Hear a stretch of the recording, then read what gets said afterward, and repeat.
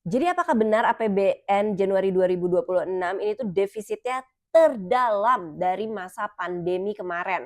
Jawabannya benar ya, tapi yang harus dibandingin adalah year on year. Artinya yang dibandingin adalah bulan Januari dengan bulan Januari di setiap tahunnya kayak yang ada di tabel ini. Kenapa dibandinginnya year on year? Agar perbandingannya lebih apple to apple, lebih setara.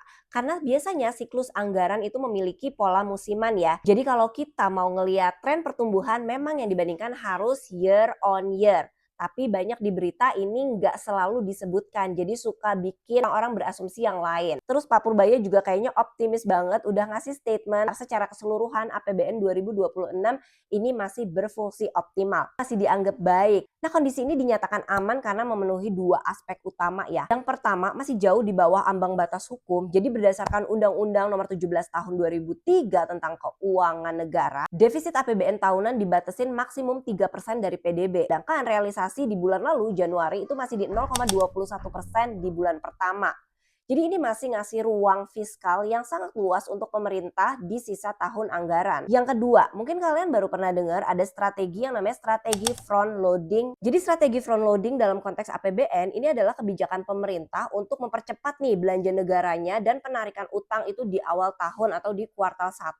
Jadi alih-alih numpukinnya itu di akhir tahun, ini belanjanya di awal tahun. Nah, kenapa nih strategi ini digunakan? Yang pertama, ini tuh untuk stimulus ekonomi instan. Jadi dengan mencairkan anggaran ya, kayak bansos, proyek infrastruktur, dan juga gaji di bulan Januari, uang tuh segera beredar di masyarakat. Dan ini memacu konsumsi dan juga investasi supaya pertumbuhan ekonomi itu langsung terasa panas dari awal tahun. Terus yang kedua, ini tuh ngehindarin penumpukan belanja atau backloading kayak masa-masa sebelumnya loh. Jadi kan biasanya kementerian tuh sering banget baru sibuk belanja di bulan November dan Desember gitu kan.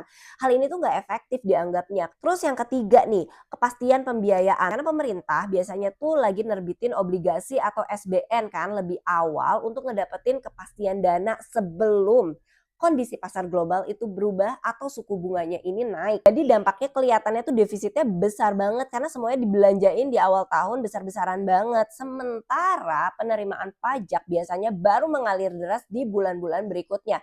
Di bulan Maret dan juga April waktu laporan SPT.